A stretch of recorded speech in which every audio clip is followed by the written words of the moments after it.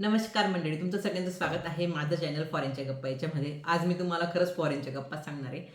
कारण की जे जर्मनीचे प्राईम मिनिस्टर आहेत त्यांना चान्सलर म्हणतात इथे. फ्रेडरिक मेर्ज हे त्यांचं नाव आहे. ते आपले जे भारताचे प्राईम मिनिस्टर आहेत त्यांना भेटण्यासाठी भारतामध्ये आलेले आहेत. तर श्री मोदीजी आणि इथले जे चान्सलर आहेत मेर्ज, ह्या दोघांच्या काय चर्चा झालेल्या आहेत ते मी ह्या व्हिडिओमध्ये सांगणार आहे. याच्यापासून आपल्यासारख्या लोकांना काय फायदा आहे, देशाला काय फायदा आहे, हे पण मी तुम्हाला व्हिडिओमध्ये सांगणार आहे. म्हणून व्हिडिओ हा शेवटपर्यंत नक्की बघा. तर जर्मनी आणि भारत हे दोघे आधीपासून एकमेकांचे मित्र आहेत. तर त्याच्यामुळे हे दोघी प्राईम मिनिस्टर जे आहेत त्यांनी बसून ठरवलं आहे की आपण आपला देश कसा पुढे नेऊन जाऊ शकतो किंवा लोकांना त्याचा काय फायदा होईल, शांतता कशी राखता येईल जगामध्ये आणि आपण स्वतःला कसं डिफेन्स करू शकतो, आपल्या लोकांना रोजगार कसा मिळेल, ह्या सगळ्या गोष्टी त्यांनी डिस्कस केलेल्या आहेत. तर त्या काय आहेत हे मी तुम्हाला आता डिटेलमध्ये सांगते. जर्मनी आणि भारत ह्या दोघी देशांमध्ये सध्या व्यापार चालू होता आणि ह्या व्यापारामध्ये $50 बिलियन पुढेही त्यांचा आता हा जो व्यवहार आहे तो पोहोचलेला आहे. इथे $50 अब्ज किंवा $50 बिलियन म्हणजे नफा नाही आहे, तर भारत आणि जर्मनी यांच्यात झालेली एकूण खरेदी आणि विक्रीची ही किंमत आहे. तर याच्यामुळे आपल्या भारताला फायदा काय आहे, की जर्मनीच्या ज्या मोठ्या-मोठ्या कंपनी आहेत, जसं की BMW झाली, सिमेन्स, बॉश, सॅप, हे भारतामध्ये त्यांनी बिझनेस चालू केलेले आहेत. त्याच्यामुळे आपले भारतीय लोकांना रोजगार मिळालेला आहे आणि आता त्यांचं डिस्कस झालं, की त्यांचा जो व्यवहार आहे, तो अजून भारतात वाढवतील. म्हणजे अजून जास्त नोकऱ्या निर्माण होतील आपल्या लोकांना आणि याच्यातनं जर्मनीला फायदा काय आहे, तर जर्मनीला लेबर भेटेल. भारतात बऱ्याच साऱ्या अशा वस्तू असतात, की ज्या स्वस्त मिळतात जर्मनीपेक्षा. आपला जो भारत देश आहे हे फार्मास्युटिकलमध्ये खूप मोठं आहे. फार्मसी कंपन्या खूप आहेत आणि खूप सारं प्रॉडक्ट बनतं आपल्या इथे. तर त्याचा जो फायदा आहे तो जर्मनीला होईल. कारण की त्यांना स्वस्त भेटेल हे सगळं असं. आणि आपल्या भारताला फायदा काय होईल याच्यातनं? बट ऑब्वियस आपलं जे प्रॉडक्ट आहे हे बाहेरच्या देशात जर जातंय तर आपल्यालाही पैसा मिळेल त्याच्यातनं. हा एक फायदा झाला आहे. आपला जो भारत देश आहे हा खूप मोठा आहे. तर त्याच्यामुळे असं होईल की जेव्हा आपण जर्मनीसोबत व्यापार करतोय तर जर्मनीच्या काही वस्तू असतील त्या भारतात पण मोठ्या प्रमाणात विकल्या जातील. त्याच्यामुळे जर्मनीला फायदा होईल आणि भारताला त्याच्यातनं फायदा असा होईल की आपल्याला चांगल्या क्वालिटीच्या वस्तू मिळतील. कारण की तुम्ही तर ऐकलं असेल की जर्मनी जे आहे हे जे त्याचं प्रोडक्शन आहे किंवा एखादी वस्तू आहे ते अगदी उत्तम क्वालिटीचं बनवतं. तर आपल्याला फायदा तोच आहे की आपल्याला पण चांगल्या क्वालिटीच्या वस्तू मिळतील वापरायला. जी दोघं प्राईम मिनिस्टर आहेत त्यांनी देशाची जी सुरक्षा आहे त्याच्यावरती पण डिस्कस केलेलं आहे की आपण आपली देशाची सुरक्षा कशी करू शकतो, आपले जे जवान आहेत त्यांना आपण कसं ट्रेन करू शकतो.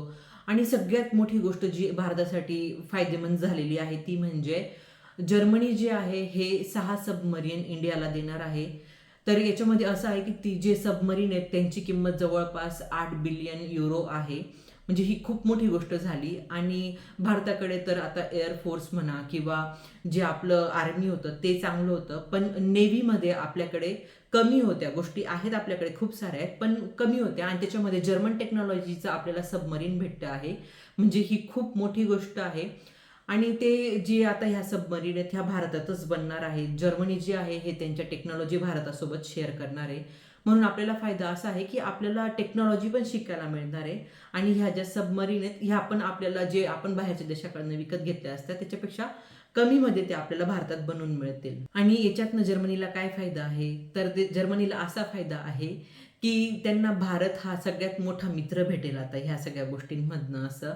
आणि बट ऑब्वियस जर आता जर्मनीवर पुढे जाऊन काही झालंच तर तुम्ही आता सगळ्या त्या ऐकतायत की रशिया युक्रेनचं जे वॉर चाललंय, त्याच्यानंतर मग ट्रम्पचं पण आपण ऐकू नये की ट्रम्प जेव्हापासून आलेला आहे त्याने भारतावरती आता 125% टॅरिफ लावून दिलेलं आहे. परत युरोपवरती पण त्याने सेम टॅरिफ लावलेलं आहे. तर मग हे जे ट्रम्पचं चाललंय सगळीकडे की इकडं टॅरिफ लाव तिकडं लाव, प्रत्येकाशी त्याचं चाललंय. मग आता जर्मनीसाठी हेच आहे की जर उद्या उठून काही झालं तर भारत हा त्याचा मित्र असेल.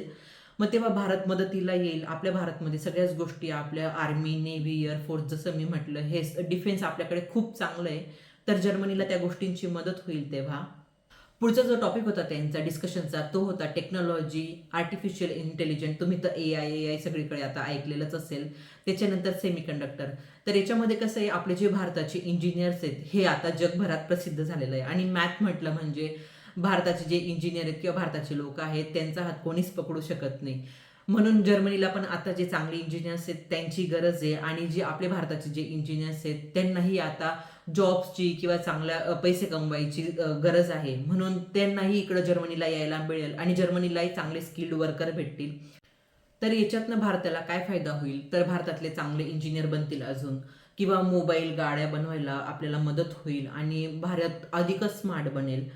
आणि याच्यातनं जर्मनीला फायदा असा आहे, जर्मनी हे टेक्नॉलॉजीमध्ये पुढे आहे आणि भारतातले लोक हे हुशार आहेत, तर ह्या दोघी गोष्टी मिळून अजूनच चांगले दोघांचे देश प्रगत होतील. हा पण त्याच्या मागचा एक हेतू आहे. पुढचा जो टॉपिक होता तो भारत आणि जर्मनी यांनी ग्रीन हायड्रोजन आणि ग्रीन अमोनिया हा जो दीर्घकालीन ऊर्जाचा भागीदारीचा एक महत्त्वाचा स्तंभ आहे ते बनायचं ठरवलेलं आहे.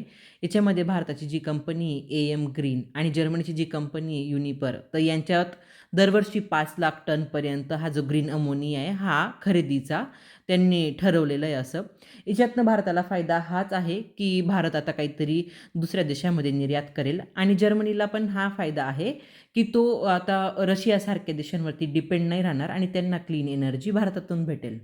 आता जो मी हा तुम्हाला टॉपिक सांगणार आहे हा अगदी महत्त्वाचा आहे. आपल्यासारख्या लोकांसाठी तरी हा खूप महत्त्वाचा आहे. कारण की आता त्यांनी असं डिस्कस केलेलं आहे ह्या टॉपिकमध्ये की शिक्षण, नोकरी आणि प्रवास हा त्यांचा टॉपिक होता. तर याच्यामध्ये आता भारताला फायदा काय आहे याच्यातनं, तर जे भारतीय लोक आहेत यांना जर्मनी जाणं थोडं सोपं होईल किंवा जे भारतीय विद्यार्थी आहेत यांना जर्मनीमध्ये काम करणं पण खूप सोपं होईल असं. तर याच्यातनं भारताला फायदा असाच आहे की जे मुलांना शिक्षण घ्यायचं आहे, मास्टर्स म्हणा किंवा डिग्रीला जरी असेल तरी पण ते इथे जर्मनीला इझिली येऊ शकतील आणि शिक्षण घेऊ शकतील. आणि आपल्या भारतामध्ये नर्स किंवा डॉक्टर किंवा IT मध्ये काम करणारे लोक खूप आहेत, त्यांना इझिली इथे जर्मनीमध्ये जॉब मिळतील आणि त्यांना नवीन अनुभवही मिळतील. याच्यासाठी त्यांनी हा पॉईंट डिस्कस केला. आता याच्यामधनं जर्मनीला फायदा काय आहे, तर जर्मनीत जे काम करणारे लोक आहेत ते खूप कमी आहेत. आता असं झालेलं आहे जर्मनीमध्ये की म्हातारे लोक जे आहेत ते खूप जास्त झालेले आहेत आणि जी यंग जनरेशन आहे ती कमी झालेली आहे आता असं. म्हणून जर्मनीला जे नवीन लोक आहेत त्यांची गरज आहे, जे यंग लोक आहेत त्यांची गरज आहे.